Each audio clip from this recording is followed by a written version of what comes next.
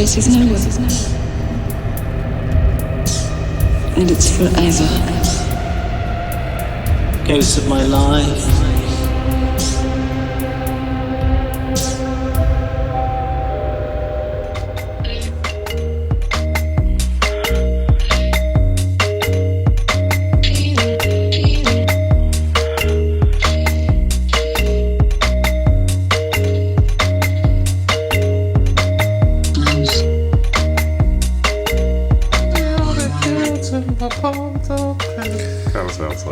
It is a bit pumped up kicks. Hello, everybody. We are Lost Futures, a Mark Fisher podcast, and I'm Steven. And I'm Marlow. And that's Marlow, and we're working on our, through this chapter, last section of the chapter. Another Gray World. It's going to be a fun one because we're talking a fun one. Darkstar. Not to be confused with Blackstar. Just heard playing 80s Girl is a Computer. James Blake, Kanye West, Drake, and Party Hauntology. What is Party Hauntology? Hauntology is a concept, not a band or musical artist. Right. What is it? We're going to explain it. If you're curious about what Party Hauntology is, this is the correct place for you to be.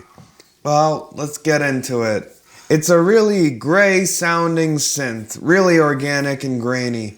We call them swells, where synthesizers start quite minimal and then develop into a huge chord before progressing. Doesn't that have a name in music?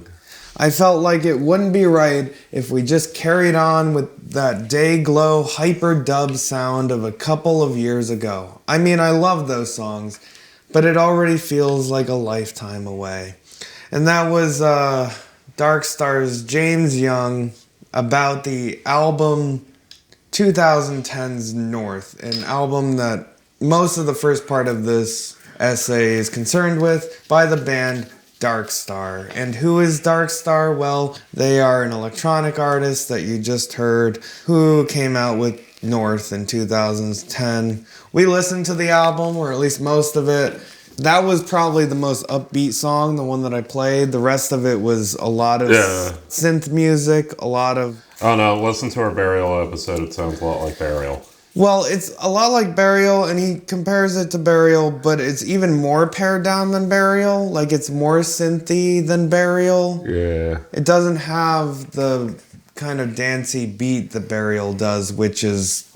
Except on the song I just played, which is a distinction that he makes when he talks about the rave. Generally, what he's identifying with Darkstar, and particularly Darkstar versus Burial, because he sort of does use that as progression, is what he kind of identifies as this 2000s inward turn. Introspective turn. Yeah, introspective turn versus, you know, your previous eras of club and disco music that were about being outwardly in social settings and almost losing the self in the experience, whereas this kind of reminds me of like Zizek's admonishment that we've had the time for praxis hasn't worked, and now is the time for theory. That makes sense. Yeah, well, this is the kind of rumination on the ideas, right? Right, like, he's sort of identifying this, particularly since the 2008 crash, as this was written... Well, it was edited in 2014, so... okay, I wasn't sure if it was dated anything sooner than then. So, particularly since the 2008 crash, he sort of identified this, like, hyperatomization shit that he often talks about generally. Well, he starts with a reference, and he calls this type of music Another Gray World, which is a play on Brian Eno's album Another Green World. And he specifically talks about the way in which Another Green World has a painting by Max Ernst on the front of it. And it's like a very nice painting, like almost like pointillism or surrealist. Yeah, I mean, I don't know Max Ernst off the top of my head. He was in the last, as one of the artists in the last chapter that John Fox was talking about as one of his influences as a visual artist. Bauhaus-ish thing going on. But it's very green and it's very verdant, and he says... There's a serene tranquility to the album cover.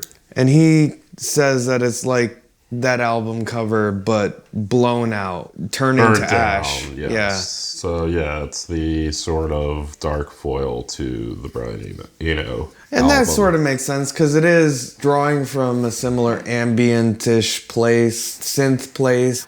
But as he mentions, it doesn't have a future like Brian Eno does. Brian Eno's the synth is the sound of the future, and in this, the synth is the sound of the past. It's nostalgic. Which, also is very, I feel like, almost Hauntology 101. If you've seen a YouTube video or two, it is that idea of our vision of the future is looking to the past and seeing what their vision of the future is, because we're incapable of making our own vision of the future. Yeah. That he's sort of identifying here. Then in the next section, he, with that in mind, compares it to all of these British goth bands from the 80s.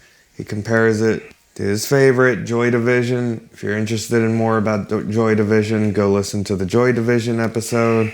And then he compares it to The Cure, and he goes through a bunch of The Cure albums. All Cats Are Grey, From Faith, 17 Seconds, and The Darkness of Pornography. So he's comparing this album, North, to all of this history of like dark, introspective music, introspective music that he kind of contrasts. It has a lot of mood to it. The Cure is very moody music. The Cure is very moody. Joy Division, very moody music. They really put their emotions front and center. They're the first men in history to feel emotions. And they wrote albums to let you know. How they feel. I think he says in that first song on Unknown Pleasures, I feel. He wants to feel. And then he goes through the influences. He says that the band listened to Radiohead, Burial, The Human League, and the first album by Orchestral Maneuvers in the Dark. And this all created this moody landscape that is... The 80s Grateful Dead album, In the Dark? No, not In the Dark. The Orchestral Maneuvers in the Dark. Maneuvers in the Dark. Okay. Yeah. And this is a recurring theme. He says that the fans were disappointed, or at least his first listen, or a casual listen, was disappointed that it didn't have the two-step, except on the song that I played. The 80s Girl is a Computer, the robotic two-step that you are familiar with if you've listened to Burial. So it's sort of unfamiliar from the very beginning because it's so synthesized, it's so moody. It doesn't capture you. It doesn't bring back the rave, the dance floor that you do on Burial, or at least Mourning, the dance floor. It completely removes the dance floor from the music. Mm-hmm. Then he compares it to New Order, and what if New Order hadn't abandoned the sleep cybernetic mausoleum that Martin Hannett built for them on Movement? So it's like, what if they stayed kind of the same as they were in New Order, and they just went deeper into the moodiness? Yeah, so then, it gets into kind of what I was discussing. This idea of, is there an emotion to rave music? And he had this conversation with Simon Reynolds about it, where it was they kind of landed on, as I was saying earlier, this notion of this movement of collectively felt emotion to introspective, individualized emotion. And it's kind of an interesting, looking back on the rave music, you almost don't recognize the emotion of it because the language of the collective is sort of removed. He first says that Darkstar acknowledges the present only negatively, and then, as I said before, the synthesizer then becomes not the sound of the future, but the sound of the past. And that it's completely removed of the futurism that once made something like disco seem so optimistic. There was an optimism to disco. Yep. And if we now can build small pianos that sound like this, imagine what else we could do. Yeah, and now that's the secret sadness. Oh, you think there's no hope for the future? I have a Moog. Yeah, I mean, it's, as I he can turn says, this knob and it makes an annoying sound. the introspective turn in 21st century post-dance music was therefore not a turn toward emotion. It was a shift from collectively experienced affect to privatized emotions. There was an intrinsic and inevitable sadness to this inward turn, regardless of whether the music was officially sad or not. And we're going to get to a lot of music that seems to promote itself as very happy and very dance-friendly, but if you listen to it enough, it sounds kind of fucking sad. Much like, and we won't get to this, because I don't think it was out at the time, Pumped Up Kicks. But I'm just realizing this anticipated This is Pumped party. Up Kicks. This is party hauntology. Yeah, that song at the top, it anticipated Pumped Up Kicks, and I felt the Pumped Up Kicks, which is why I started singing it. All the other kids with their pumped up kicks, gotta run. Faster than the bullet. Yeah, that's a great happy song that we all dance to. Ooh, I really think that Neil Young would do a good cover of that song. Oh God, that would be good. Oh, A Neil Young pumped up kicks, or like a Jimmy Fallon doing Neil Young. Yes, obviously I don't expect Neil Young to actually do it. I think there might be a chance Jimmy Fallon would do it as is Neil Young. Neil Young. Yes, in his Neil Young impression. But yeah. And then he gets into this kind of, if you're a journalist, the nut graph. I don't know if any journalists are listening right now, but the nut graph of this entire essay, the thing that'll bring you in and give you the thesis, is the 21st century has often felt like a come down after the speed binge, or the exile back into privatized selfhood, and the songs on North have a jittery clarity of Prozac withdrawal. Yeah. And that kind of summarizes a lot of this essay and a lot of this chapter, right? Because we started, the first essay in this chapter was Burial, and here we are, full circle, bringing you back to Prozac withdrawal, come down after the rave, general depression. I always think of like, it went from being depressed on the day after the rave to being now the rave is depressing, which is... Right, and we're going to get into that a little bit more, and what I've at least identified as sort of thematic crossovers with capitalist realism. For any of you who have read ahead into our second season, capitalist realism kind of haunts this essay, and Marlow has a whole thing about linking the two. Mm-hmm. But anyway, so where are we at now? We're at Franco Berardi. Yeah. Okay. Franco Berardi's the one that Mark Fisher keeps going back to. We mentioned him in the first chapter, or the first essay, where he's like an anarchist that links, famously in this context, the idea of pornography, proliferation, and Prozac, depression, and Viagra, and this idea that if information overload comes, like the backswing is depression. Speaking of mental illness, on to the next paragraph. Well, first he mentions the call center worker. Yeah, no, so he makes a reference to call center workers, which he has an entire chapter on in Capitalist Realism. Yeah, which he links to Kafka. In Capitalist Realism, he links it to Kafka. There's no mention And of here Kafka he's kind of doing a similar thing where he's saying that the people's nervous systems are put in excessive strain by new information technologies, and now the new laborer is the call center worker. The prototypical laborer as just this, before it was a cog in the machine of, a giant textile thing. And, there's that famous Marx quote about, like, the man becomes a mere appendage of the machine, blah, blah, blah, blah, blah. But in the point that Fisher is kind of making, again, without exactly invoking Marx, but I feel like that's there, is the idea that the new prototypical appendage extension of the machine is the extension of communication networks in the form of the call center worker, who is equally as mindlessly a drone fulfilling an a gap that the machine can't fill, that can't yet be automated, but is effectively nothing more than an appendage of this machine. Yeah, I mean, Sorry to Bother You. Yeah, it's like that movie. Watch Sorry to Bother You. Mark Fisher would have loved it. And also, like that book, The Trial. The Trial by Franz Kafka.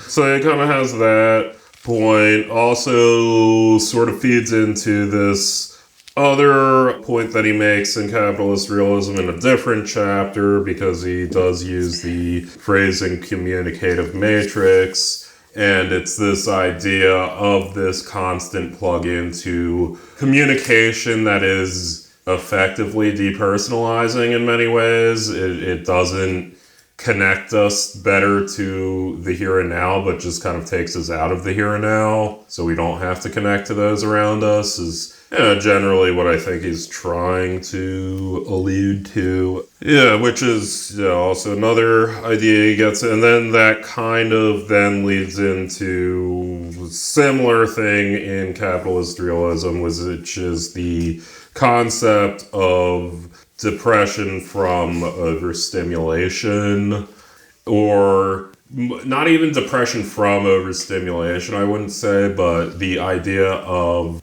overstimulation just being the only thing to do, and that reality and that placement of you and that removal from all else but other than seeking consumption kind of strips the self from anything else. And for that point, he brings up the great artist of whom I'm sure he would have very interesting things to say about if he were alive today, Kanye Yeezy West. Yay.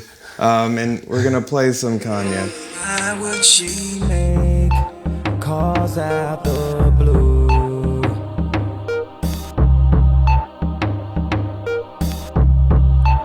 Now I'm awake, sleeping soon. Hey, hey, hey, don't say you will.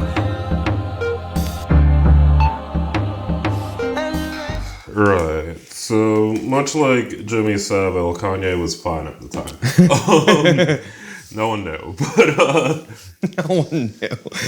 anyways. It is interesting reading this in 2023. Yeah, because also, like, let's be clear, this is, probably the first album he's mentioned that I had already listened to before deciding to listen to it for this. Like, yeah, 808s is, like, one of the albums, like, it is probably literally the only album ever mentioned in this book that I had listened to prior to reading this book. Kanye West, 808 and the Heartbreak he has so many things to say about it, but we kind of have to talk about the elephant in the room. The Kanye West. The cover art for 808s and Heartbreak actually was a direct reference to Peter Savile's sleeves for New Order's Blue Monday and Power, Corruption, and Lies. I thought it was the sleeve inside of it that was a reference. The cover designs echo... I don't know, I'm just reading the sentence that Mark read. I'm not trying to... I've never gone through the sleeve art of Blue Monday or Power, Corruption, Because and he'd Lies. said this before.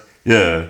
Then I looked it up and it didn't look anything like it. Yeah. It doesn't look anything like it. I looked it up and I thought that there was a similarity, but Anyway, the elephant in the room is actually that Kanye is a Nazi now. This happened like a really 15 years after Mark Fisher died. But, like an explicit Nazi too, and he made this record. The man seeks jouissance. And okay, so give me some context for why 808 and the Heartbreaks is an important record in general. In general, most people know it as the album that made hip-hop annoying for the next 10 years. Why was it annoying, and what Because about everyone it? fucking overdid the auto-tune, which was the thing that Kanye did. And then, like, every other fucking artist released every album to sound exactly like that, because it's actually easy to do. It's hard to come up with. But once you know to do it, it's very easy to just do and sound awful. So yeah, 808s and Heartbreak is I mean, it was like the height of Kanye's influence within the industry as well. I mean, I would say, yeah, that era is like pretty much the zenith of Kanye's popularity. I mean, I think like Beautiful Dark Twisted Fantasy was also a fairly popular album, but then like after that, it kind of went in a much more divisive, like almost art housey direction with some of his shit. Where it was like, you know, kind of purposely challenging. And then like other things happened after that. I mean, to be fair, definitely succumbed to increasing untreated mental illness and an inability to have anyone in his camp ever like challenge him. Yeah, and now he's the lovable weirdo we know today.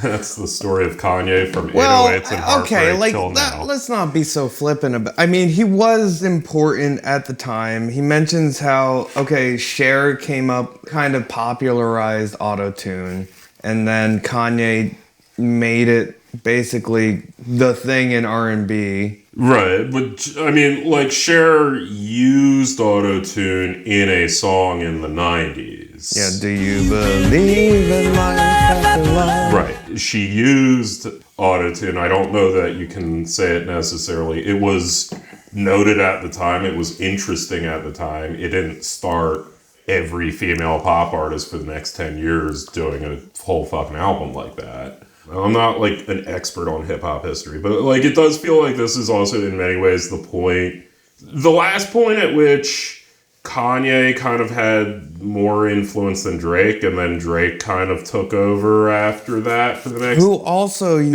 gets a mention. He also uses a lot of auto-tune. He also speaks to the party hauntology shit. That is why Fisher's bringing him up, and it's, you know, like in hindsight actually an interesting thing, because Kanye did seemingly recognize or anticipate this idea in hip-hop that then Drake kind of ran away with, and famously in Drake's early days, he was sort of derided by a lot of hip-hop fans for being a pussy. A weepy emo kid. Yeah, Drake be the type of individual blah blah blah memes. Don't Drake and drive or you'll end up at your ex's house. There were many a joke made by... Yeah, and all those exes are under 18. They are. But yeah, no, there's all those jokes, but like, I mean, that is what Drake no, you gotta go pick her up from school. And right, but that's what Drake kind of ran with, that was kind of getting anticipated in 808s and Heartbreaks. And again, I would vaguely think that this is probably the zenith of Kanye's general influence. Listen, we're just two white dudes talking about hip-hop right now. Well, yeah, okay, but at least I'm not an English person talking about hip-hop. At least it's my fucking country's music. We're doing a land acknowledgement, right? The equivalent of a land acknowledgement. Yeah, we're gonna do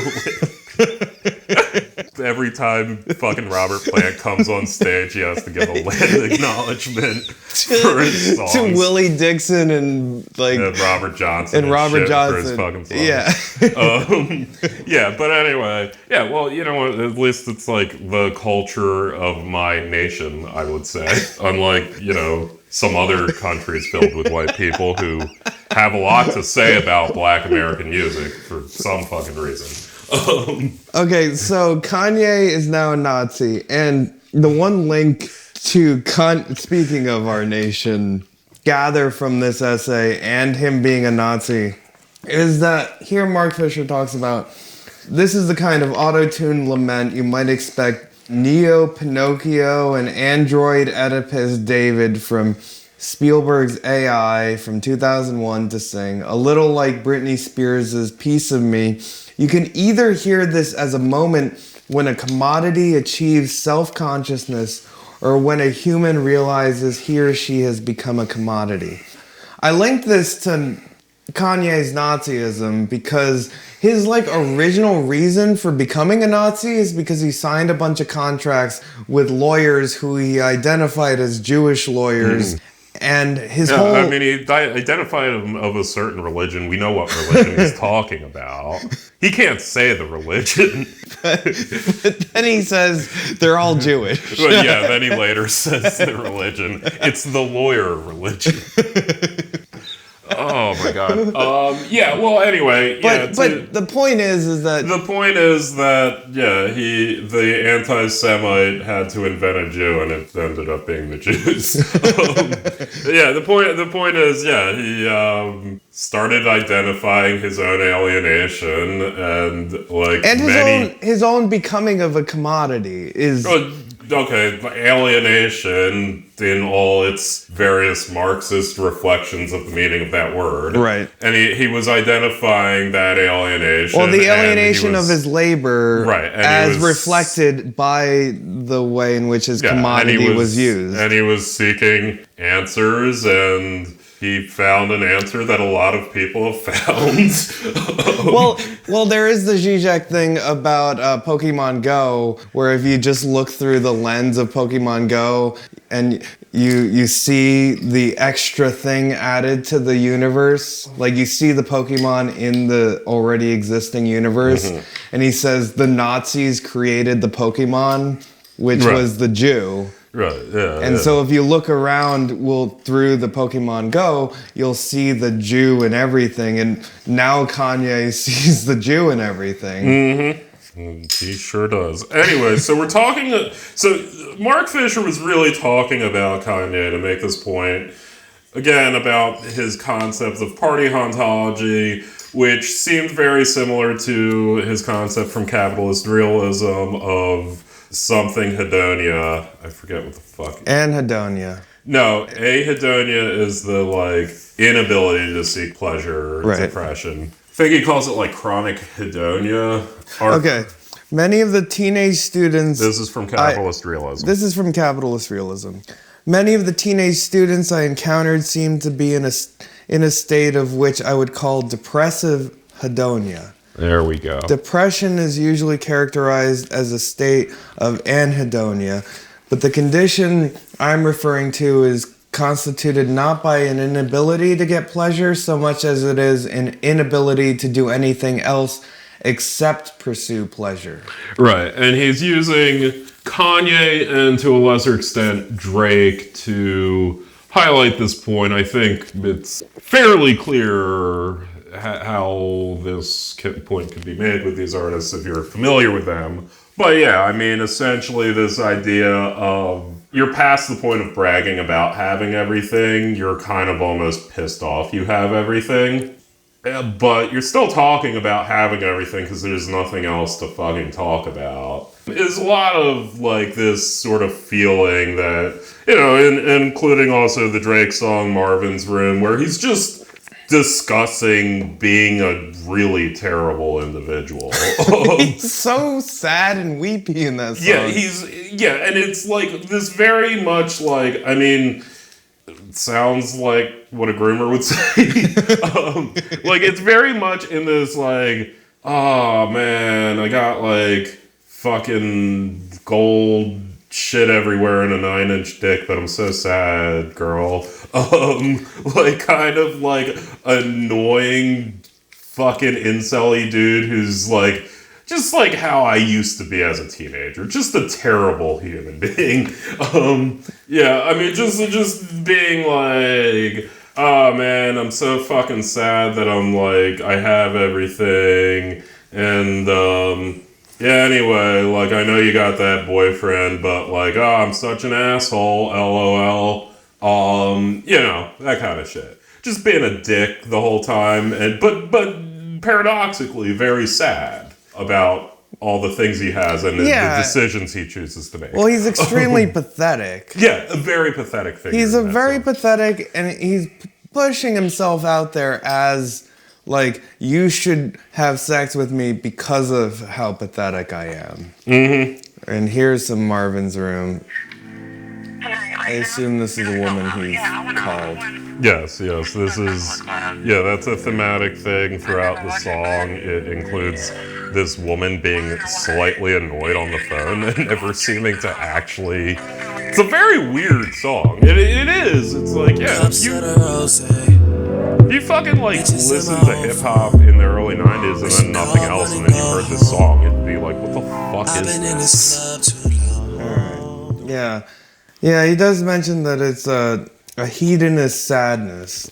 Right. Which I appreciate as what appears as a contradiction. And it is a contradiction. Oh, but, it's depressive hedonia. Yeah. Or party hauntology, which is what he calls it now. So, yeah, I mean, I guess the kind of connection between the hauntology and the depressive hedonia is just this notion of kind of is like fucking the original Dawn of the Dead, where all the zombies are in the mall because that brings them comfort because that's what they did. And yeah, I mean, this like notion of, well, if I'm not going to a party, what I'm not doing anything, and that's fucking scary. Because dead people don't do things. Well, yeah, I mean, it does remind me of, the FOMO of like being in the early 20s and expecting to go out to a party every night. Mm-hmm. Or being in college and expecting to go out every night. Constantly seeking out pleasure for pleasure's sake, because if you're not seeking out pleasure, then you're a fucking weirdo. Like, and then we get into the next, he transitions into the next artist that he talks about extensively, that we took a pretty deep dive into the history and career of the wonderful, exciting artist James Blake. William Blake. Yeah, James Blake. James Blake, who neither Marlow nor I like at all. No, not at all. And he gets into how a lot of the fans of his early stuff didn't like his newer stuff. We listened to both. We listened to both. We liked neither. And for any James Blake fans out there that are listening right now, fuck you. Yeah, anyway, okay, so James Blake is a weepy fucking Englishman with a moog, like so many others before him. I mean, he's extremely R&B and almost precursor to what I would consider hyperpop. This kind of ephemeral type of synthesized music with R&B sounding vocals that are very like auto-tuned. He does have RZA on one of his songs in one of his albums. Not a very good song, but RZA is on the track, so I'll hand that to him. And this should also actually be highlighted because it was highlighted in the other chapters. Kanye is very aware and fans of all of these people. Kanye has said in interviews he likes James Blake. He apparently made the album cover of 808s and Heartbreaks a deep cut reference to New Order. Yep. Yeah, like Kanye is like also, like this ain't just fucking shot in the dark. Like Kanye is also aware of these artists and incorporating them into hip hop at this time. He's the Bob Dylan of our time. He knew what influences to take from. He's the Bob Dylan of our time. He has incredibly cool interviews. Here's some James Blake with RZA. Yeah.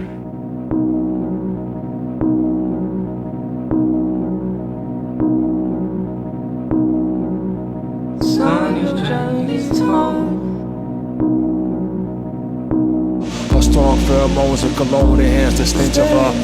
A chance for a man spent his love into her. Don't let me fall. Always remember us. Don't throw the dice. All right. Yeah. Anyway, so yeah, that's this guy. So that was his 2013 album, Overgrown, and what Mark Fisher's highlighting is how James Blake goes from being a two-step dub artist in his early days. Yeah, so his early days consisted of him releasing like 15 EPs in London in the late 2000s that 3 people listened to, Mark Fisher being one of those people. And then he had his debut LP, and his early EPs, I mean, number one, there were no vocals. There were vocals. There were vocals, they were either samples from other things that were highly distorted and looped, or like just him saying like one phrase that he then distorted and looped. Like in Burial. Like in a lot of electronic music.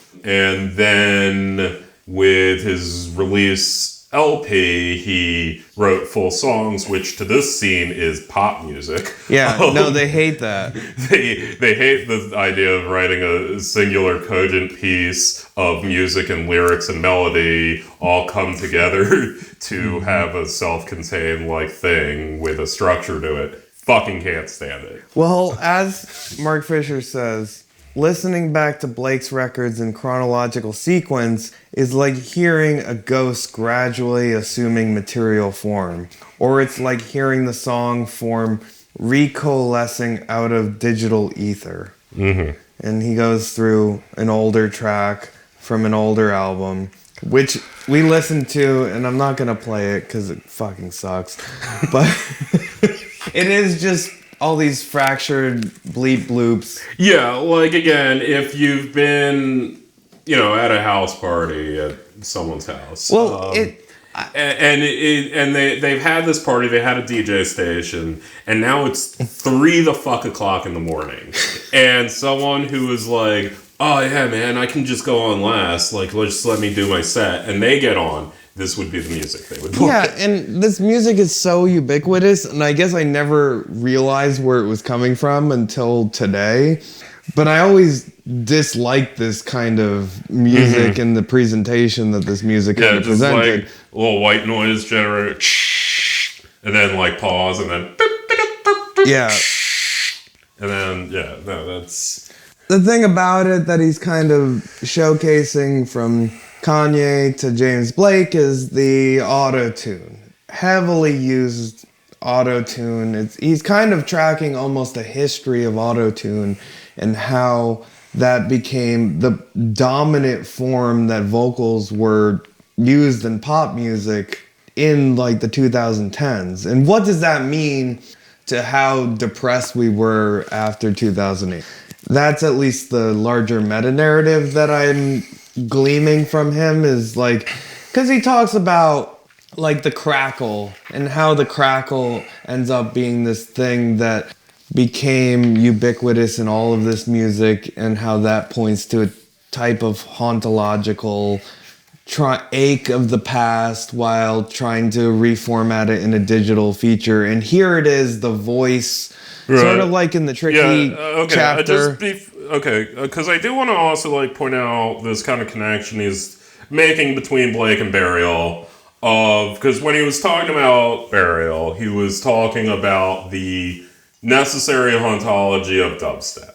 And this idea of the voice as this hauntological absent presence in dubstep.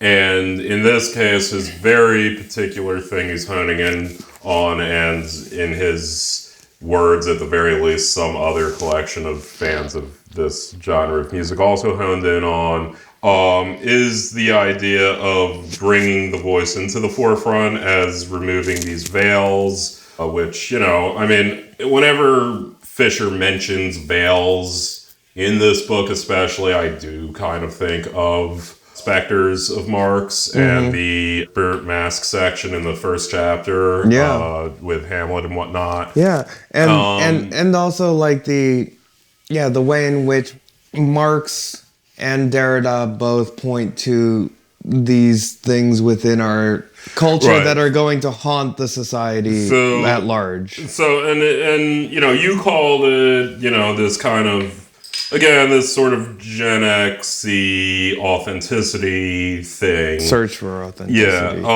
and veiling and implying an object is the surest route to producing the impression of sublimity. Removing the veils and bringing that object into the fore risks sublimation, yeah. Yeah, and this, interesting idea, whereas Burial was, creating these haunted presences, Blake is instead, again, just literally writing songs, but not using these haunted presences, but just having these presences, which undermines this notion of the sublime possibly, or, so it may seem. He's not necessarily saying it does. I just kind of bring this to the previous chapters and such. You said it's like if you make what you sing then what's the point? Well, yeah, I was referencing a line from the movie Electric Apricot: The Quest for Faster Rose, starring Les Claypool,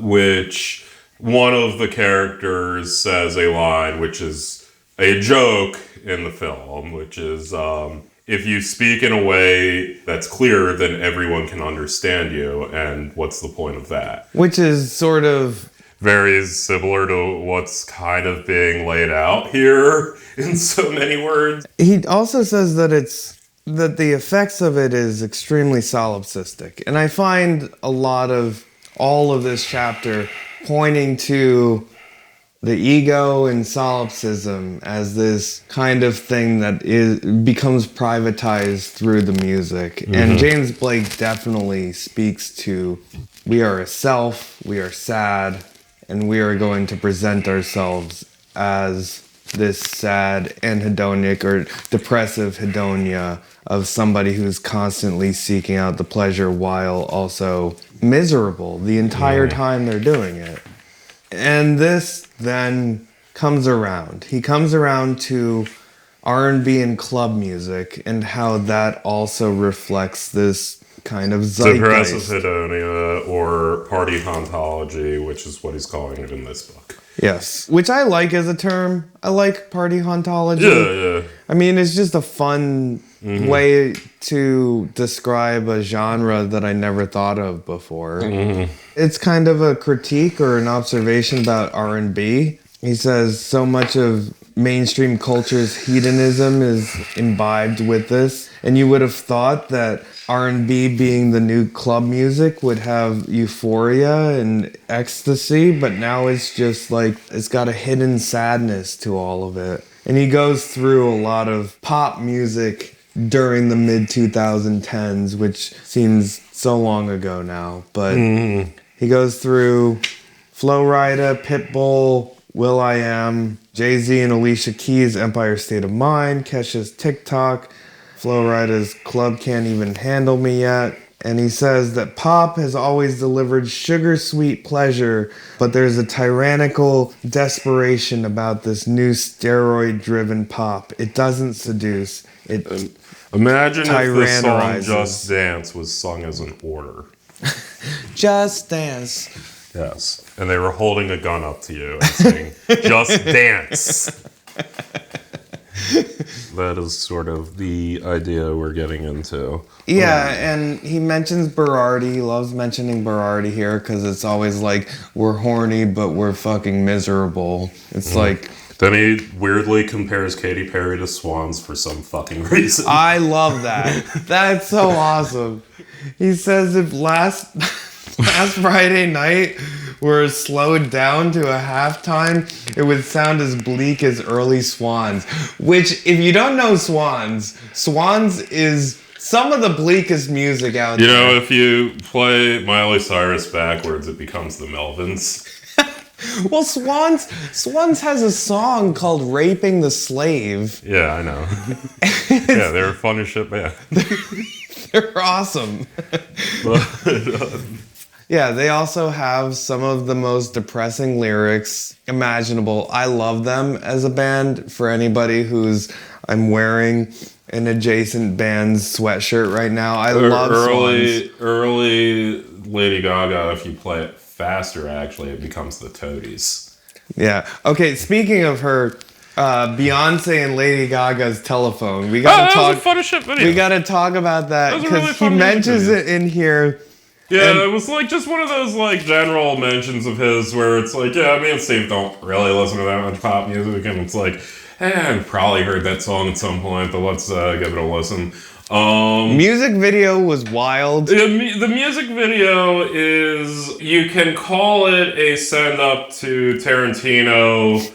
It's actually a send up to the 70s exploitation movies that Tarantino is copying. And also send up to Tarantino because they do have the Pussy Wagon from Kill Bill. Yeah, they have a lot of Kill Bill kind of things. Beyond they also have like Thelma and Louise shit. They also have very prominently Isla She-Wolf of the SS references in there. No, that's you researching the lady prison. Yeah, and because I couldn't remember the name of the most famous... But it's not referencing the SS. It's referencing the genre for which this movie is considered the seminal film of the genre. There is a subgenre which it is a seminal film of, which is Nazi exploitation, which is a thing I did not... which is a subgenre of women in prison exploitation films of the 70s, but the Nazi exploitation was the most popular version of that story. Man, we are mentioning Nazis a lot in this episode.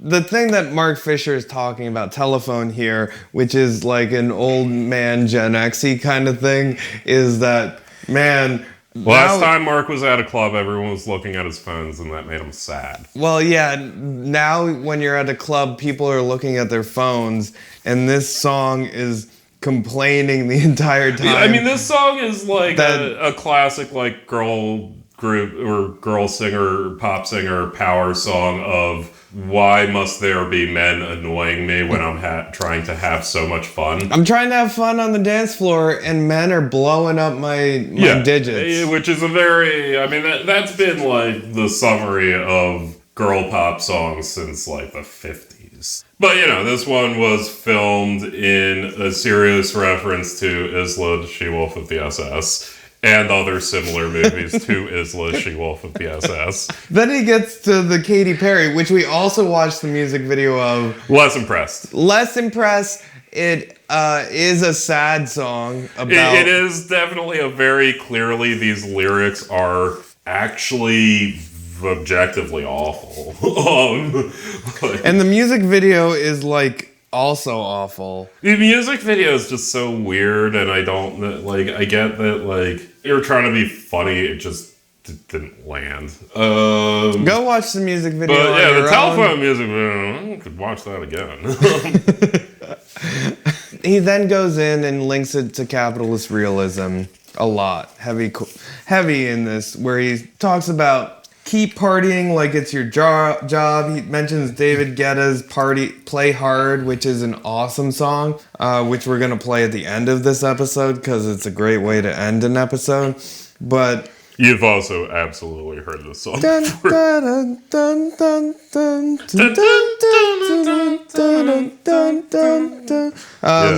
keep partying like it's your job. He definitely fixates on this to make his capitalist realism point. It's the perfect anthem for an era in which boundaries between work and non-work are eroded by the requirement that we are always on. That, for instance, we will answer emails at any hour of the day, and that we will never lose an opportunity to marketize our own subjectivity. In a not at all trivial sense, partying is now a job.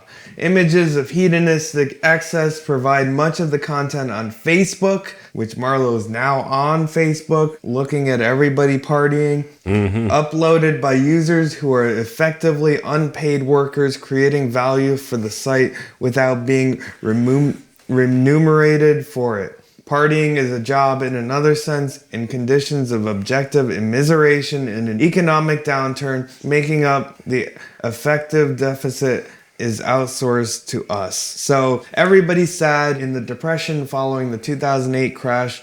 What do we have to fill the void? We have pictures of people dancing in a club on Facebook. Yep. He then mentions Party Hauntology and links it to the Jennifer Lopez song On the Floor, which I'm not going to play right now, but you should. Again, you've heard this song before, dear You've heard listener. it. And also, I kind of do like that he kind of ends with this idea that we're now just Jack trapped in the gold room at the Overlook. Yes. That was pretty sick. It kind of brings it all, the entire chapter all together in this, and also makes it pretty fun. You know, it's a pretty fun essay to read, especially if you're kind of going through it and enjoying the music, or not enjoying the music, and that is your enjoyment. Mm-hmm.